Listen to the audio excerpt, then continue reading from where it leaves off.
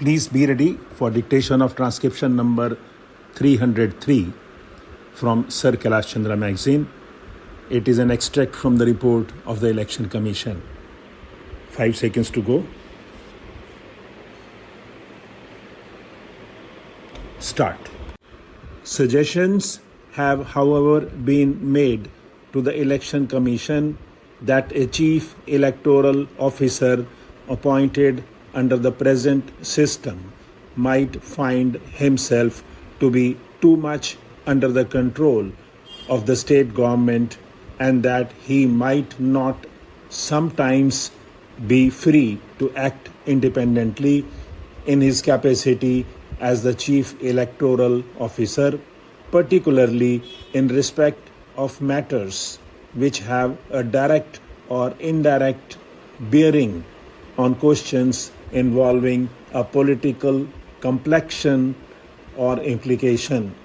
It has been represented that there is a risk of his acting as a mere mouthpiece of the state government in such matters and of the Commission being deprived of the benefit of dispassionate and independent advice, as also of objective reports which the chief electoral officer might feel himself debarred from tendering in the present scheme of things.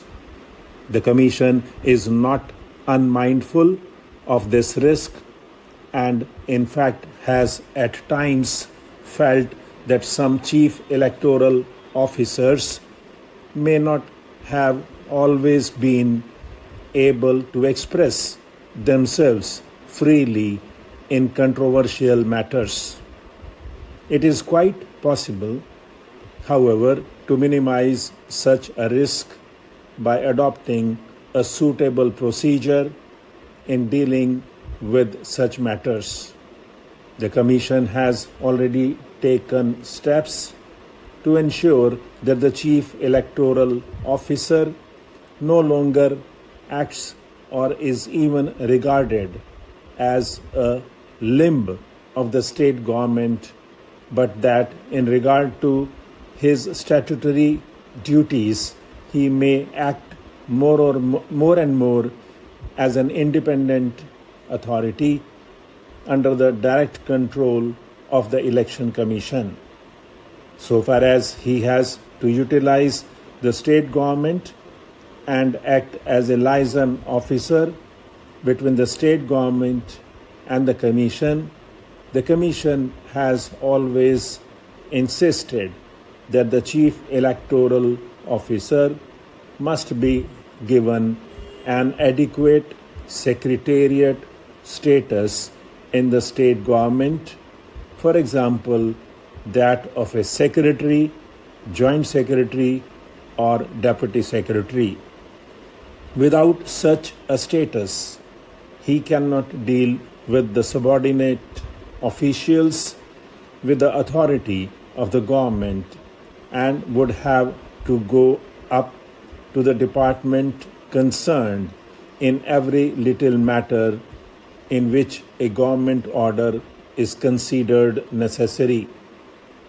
There would perhaps be technical difficulties in giving an officer imported from outside a secretariat status in the state government, in which case he would in the end prove ineffective in practice. The Commission does not accordingly consider it necessary in the present circumstances to depart from the present practice of appointing an officer of the state government as the chief electoral officer, and this practice should be followed.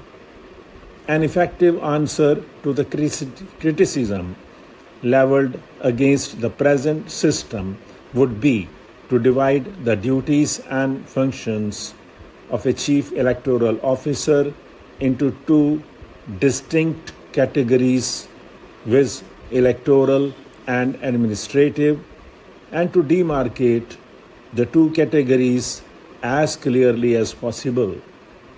In respect of electoral matters, the Chief Electoral Officer would be required to correspond and deal with the Commission directly without the necessity of obtaining any prior concurrence of the state government.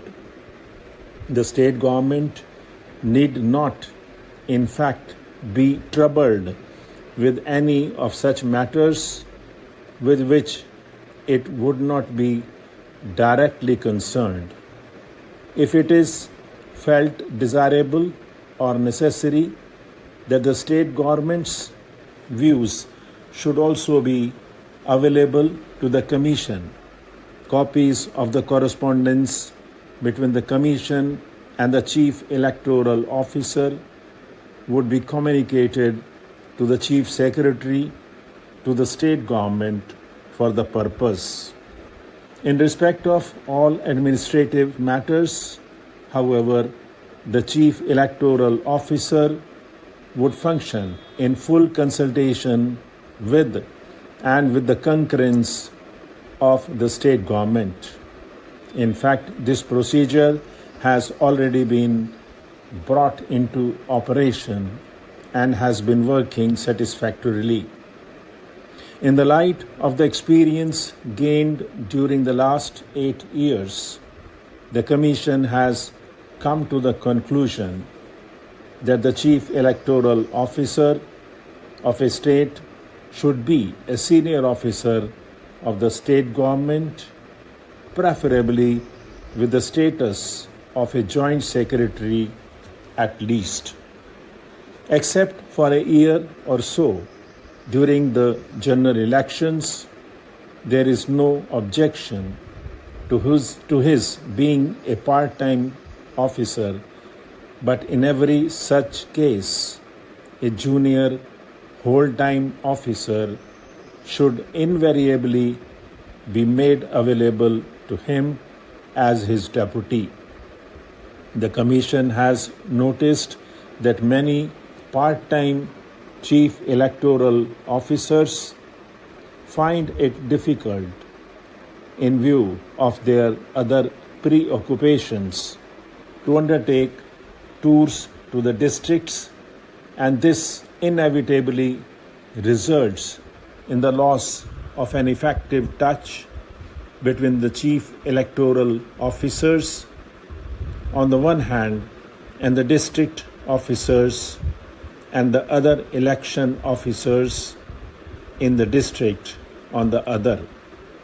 Experience has also shown that occasional, if not frequent, inspections of election offices in the district headquarters and the subdivisions have a salutary effect in toning up the efficiency and removing the working defects of these offices. Such inspections also afford a very valuable opportunity to the local election officers to apprise the Chief Electoral Officer and through him the Election Commission of the practical difficulties, if any, they experience in carrying out the provisions of the law and the directions of the Commission and the Chief Electoral Officer. Not unoften has it been found that a particular officer has evolved some procedure in detail or introduced some innovation. Stop.